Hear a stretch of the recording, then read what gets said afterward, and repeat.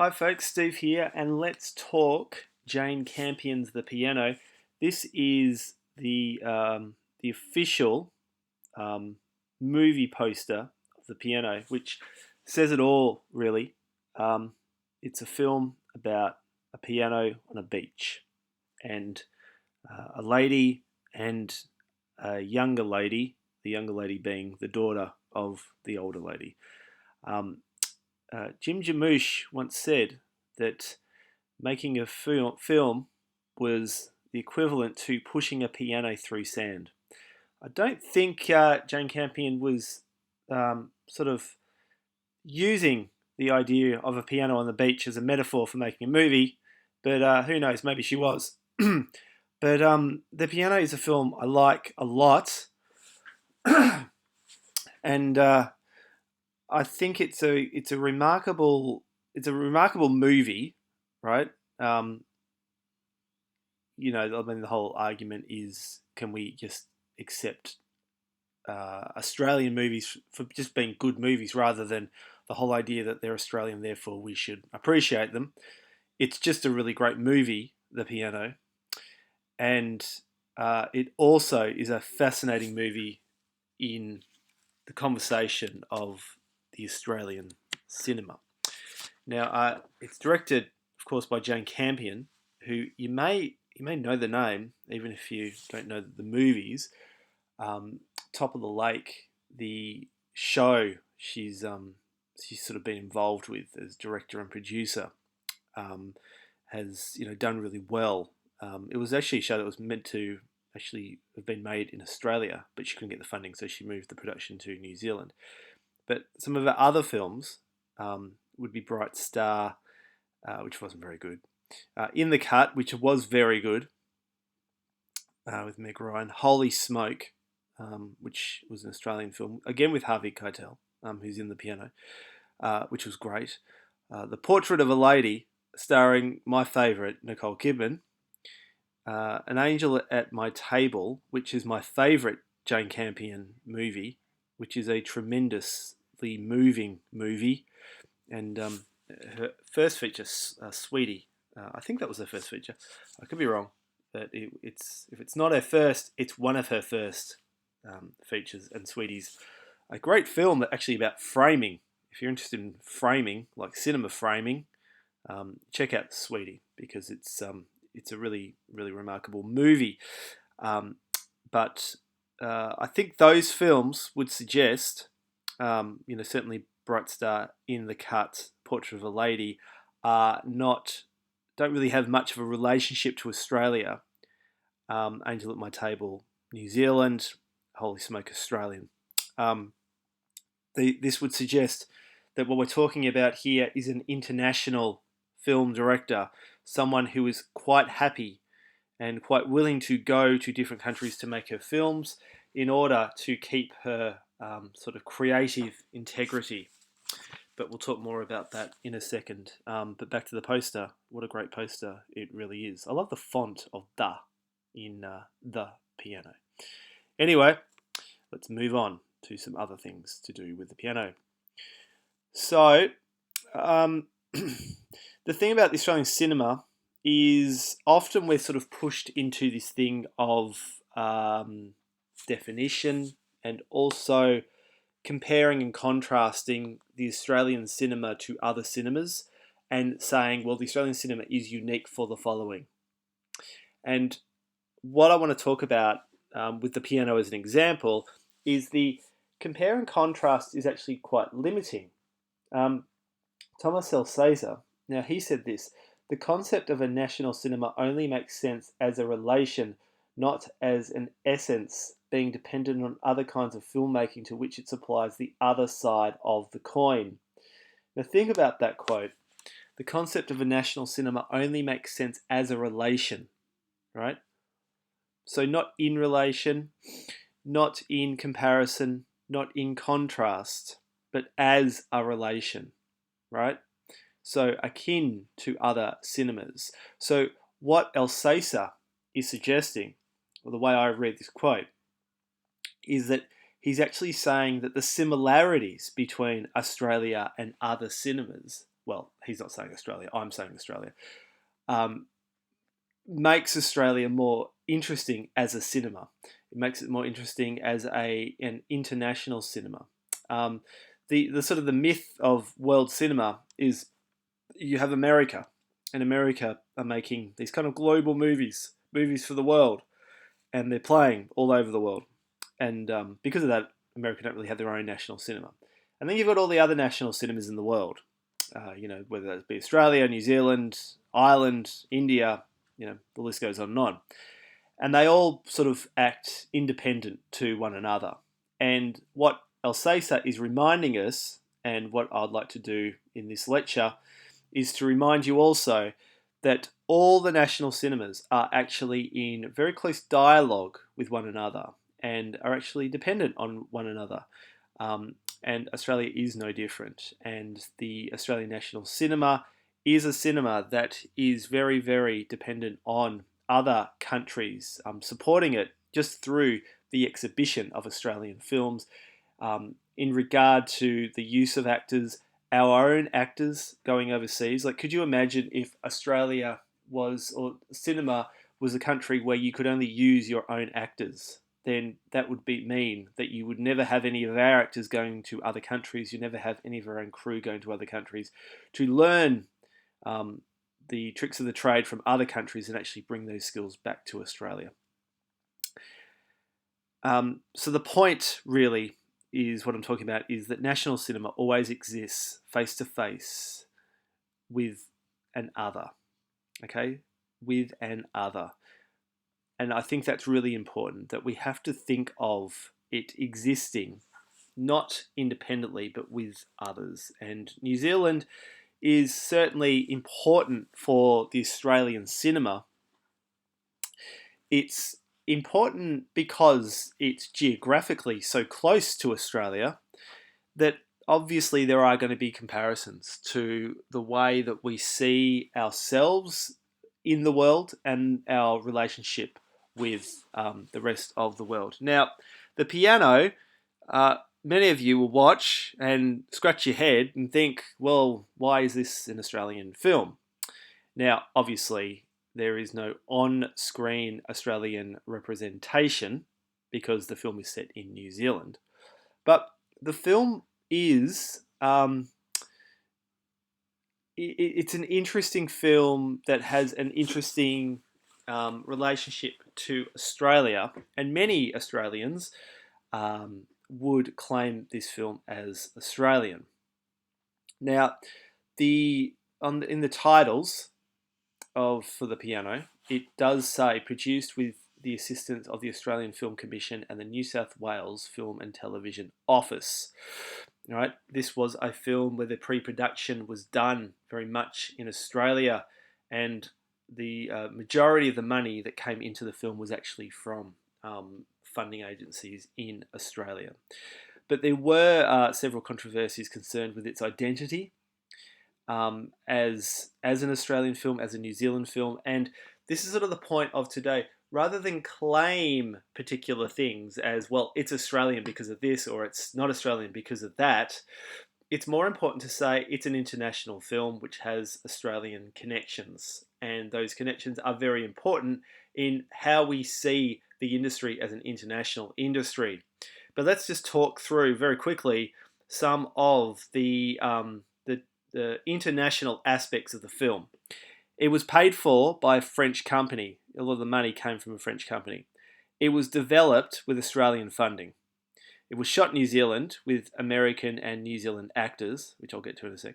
It was written and directed by a New Zealander, Jane Campion. In thematic terms, it's specifically about New Zealand heritage, New Zealand history. Jane Campion was a graduate of the Australian Film and Radio School in Sydney. Jane Campion lives in Australia.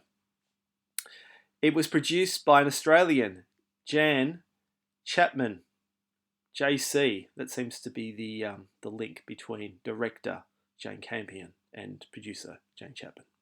If you have initials JC, maybe you should contact Jane Campion because she could have some work for you.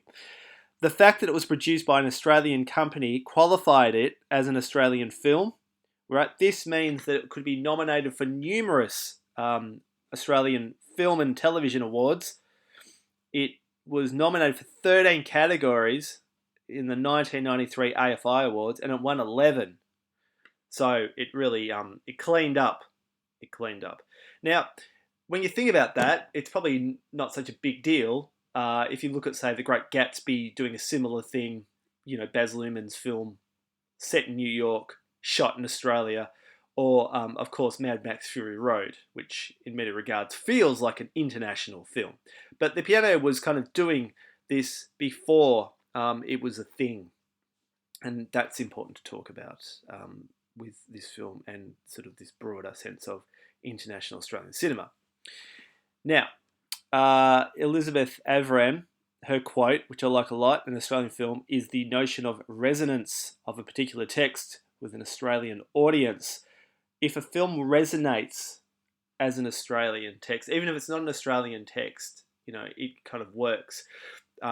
There's an academic called Deb Verhoeven, who's at Deakin University, and she did teach a course on Australian cinema, and she often played an Ang Lee film called Brokeback Mountain in her Australian cinema course.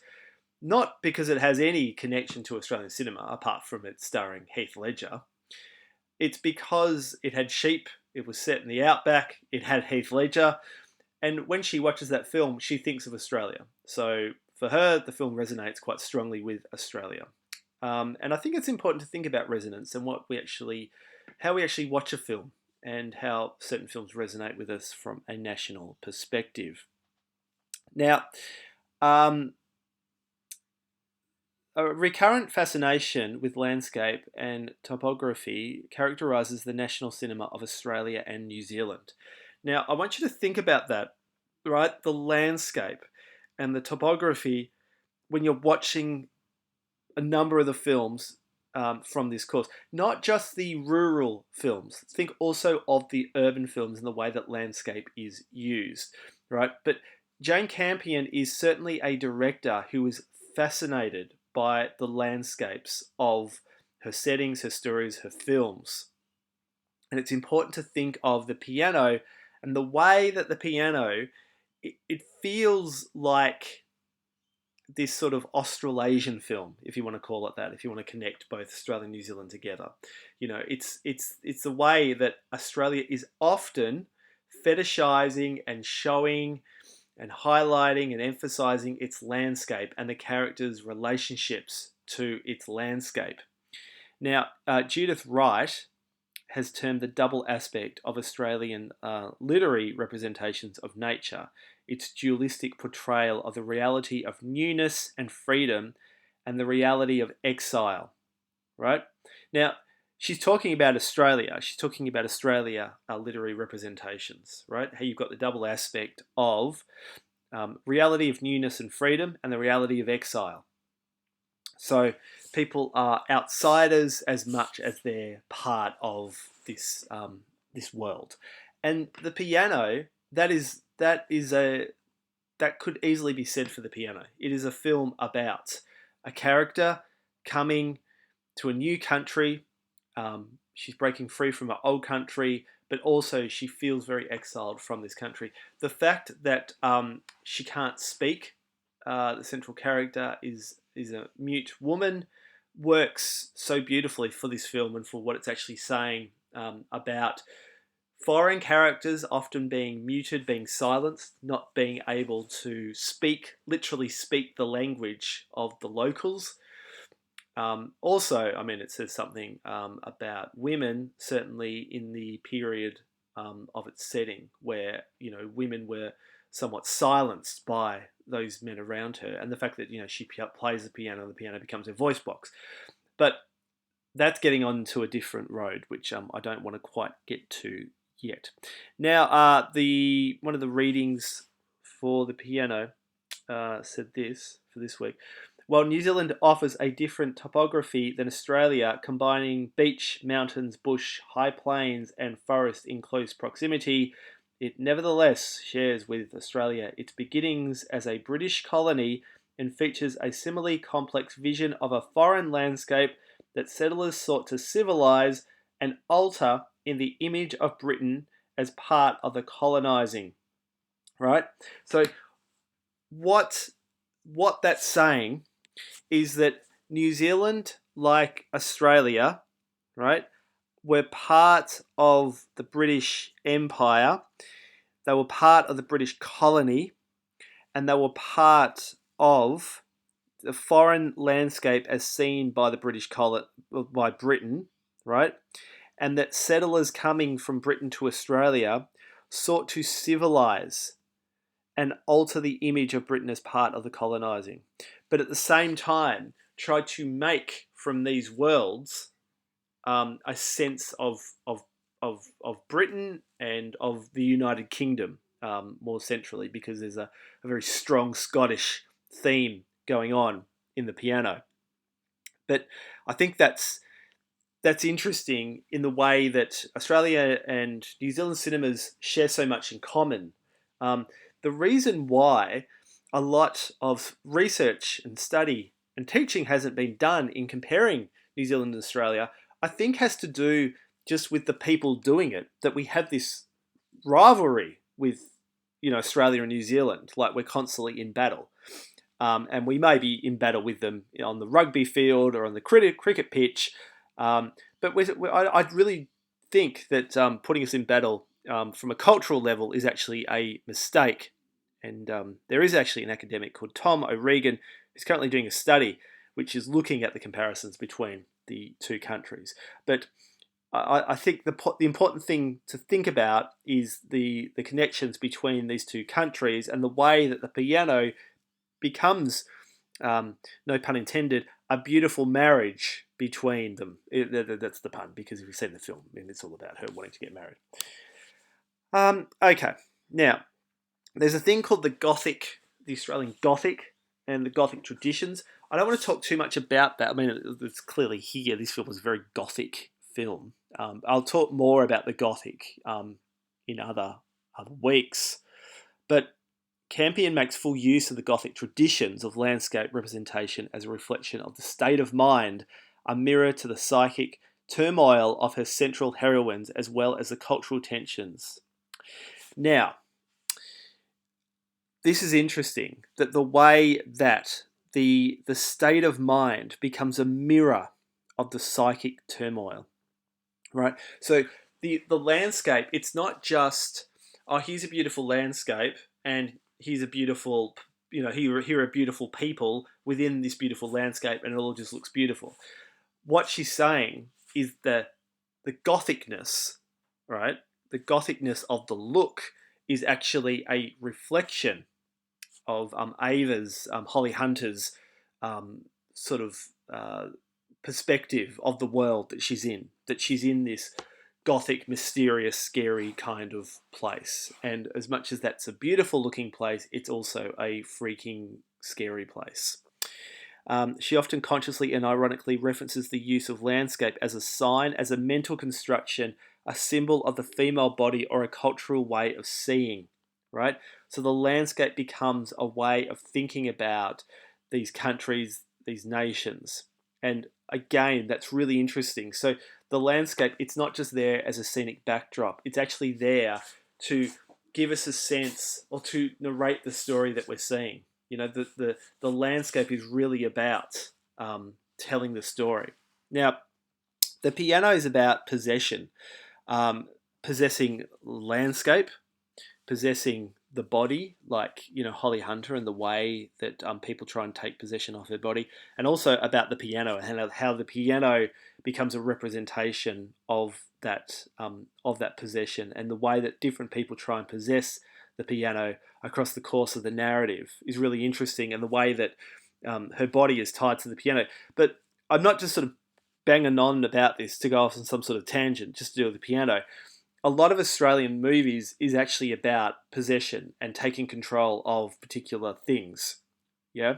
And, even extremely successful Australian movies, like, say, a Mad Max Fury Road, if you actually think about what that story is about, it's actually about men trying to take possession of women and the women rebelling back and pushing back against that.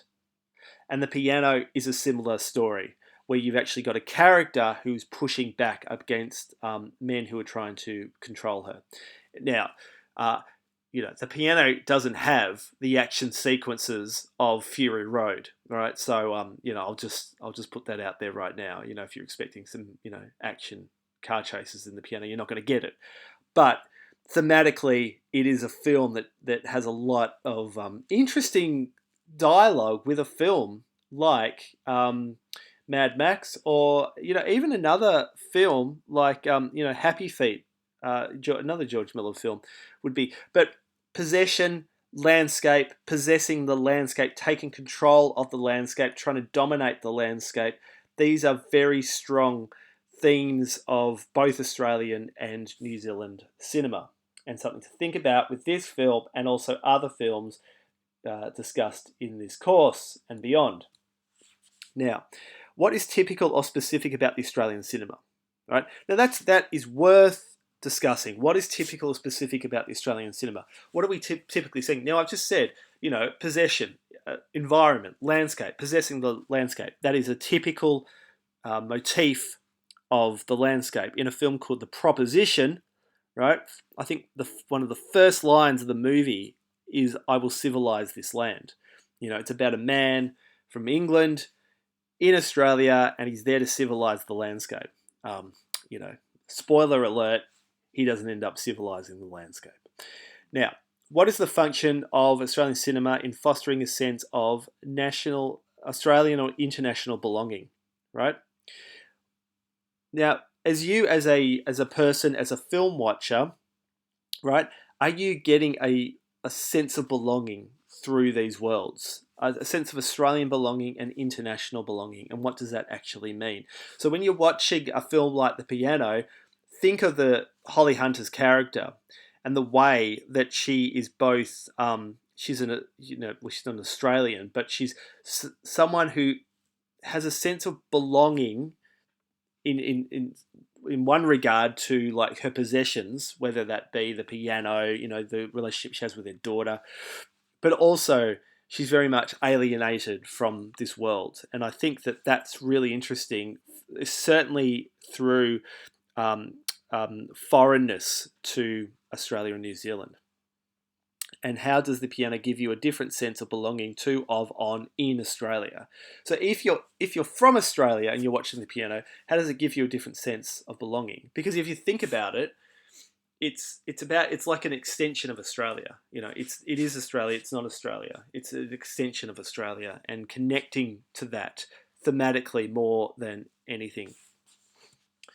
Now, Ben Goldsmith had this to say: the outward-looking Australian international cinema asks what is atypical or shared, and questions the function of cinema in articulating universal themes or common human values and concerns, and fostering the sense of connection to people and places beyond the nation.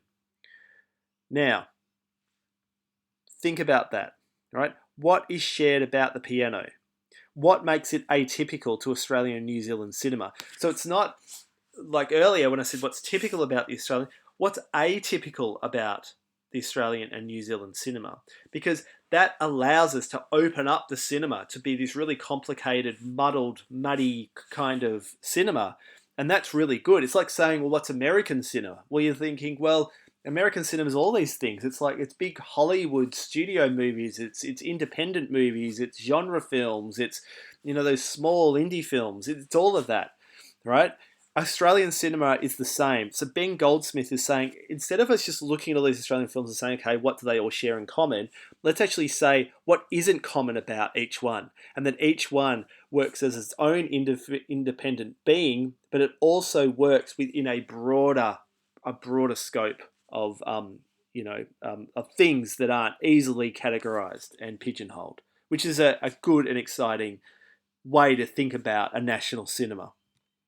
Now, what's atypical about, say, a film like The Piano, right, if you think about it as a national film, is certainly the cast. I mean, here you've got an image of the film with Holly Hunter and Harvey Keitel, to Americans.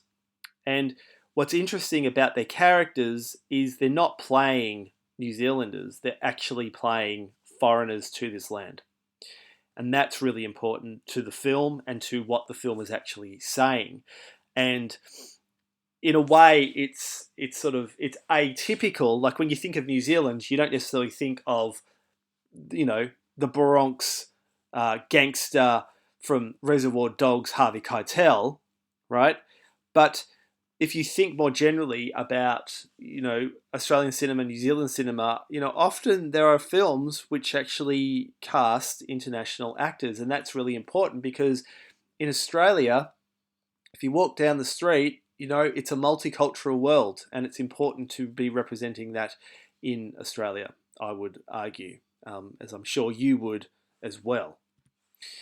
Now, Deb Verhoeven, she said this: New Australian cinema comprises films and filmmakers happily embedded in both the local and global, and typically films initiated by Australians wanting to work with large budgets, international resources, high-profile actors, and local content or personnel, and shooting either in Australia or offshore or combining the two. So what Deb Verhoeven's saying is Australian filmmakers, they want to make some films in Australia, they want to make some films overseas, they want to do some co-productions in Australia. They don't want to be shackled to, well, you're an Australian filmmaker, so you have to make films in Australia, and every film you make has to be about Australia.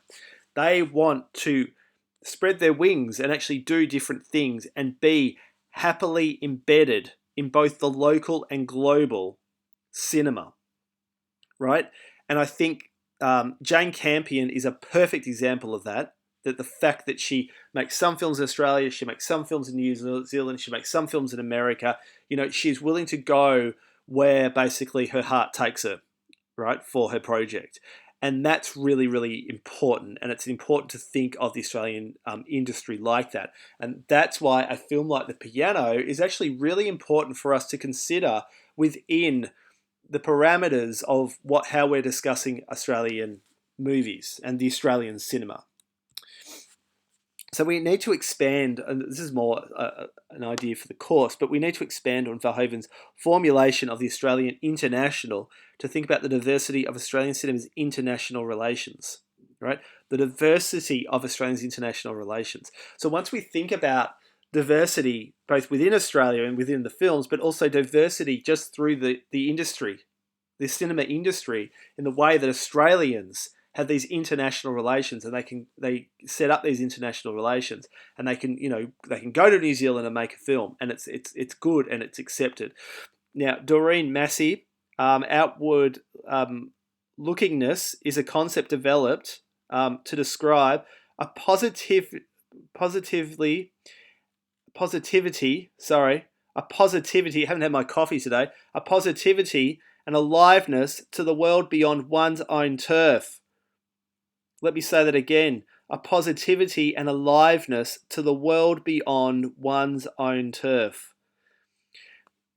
What she's saying is often when we think of international Australian cinema, outwardness and all of that, it's done in a kind of a negative way. It's done almost like, well, that director, they made some interesting stuff in Australia, which was significantly and culturally important, and then they went to America.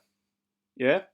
And they didn't really do much. And what she's saying is, no, it's a positive thing for them to go overseas and to do interesting things. It's an aliveness to the world. And we've got to think about Australia beyond our own turf. And we've got to think of our national cinema beyond our own turf, because that's the important thing of our cinema. It's not what necessarily just happens on our turf. It's what happens, those connections beyond the turf. Okay, so a final couple of thoughts really. The Piano is connected and not connected to the Australian cinema, right? As we've been discussing. So the problem becomes trying to define it within the Australian cinema. So instead of defining what an Australian film is, or saying, how does the Piano work within that, right? We need to consider what the Australian cinema does. What does the Australian cinema do to connect to an international cinema, right? So what the Australian cinema does is kind of what Verhoeven's talking about. It sets up these relationships within Australia and outside of Australia. And I think that's really important. How does the piano operate to attract a wide audience? So just think about that. How does it not become a film exclusively about New Zealand heritage and Maori tradition? Now, in a more typical, say, New Zealand film, it would probably be about the Maori tradition, which is very much in the film. It's not like that's excluded from the film. It's in the film. But the film is really about Holly Hunter and Harvey Keitel, getting it on, right? It's about them. It's about their love story. It's about this universal story between those two.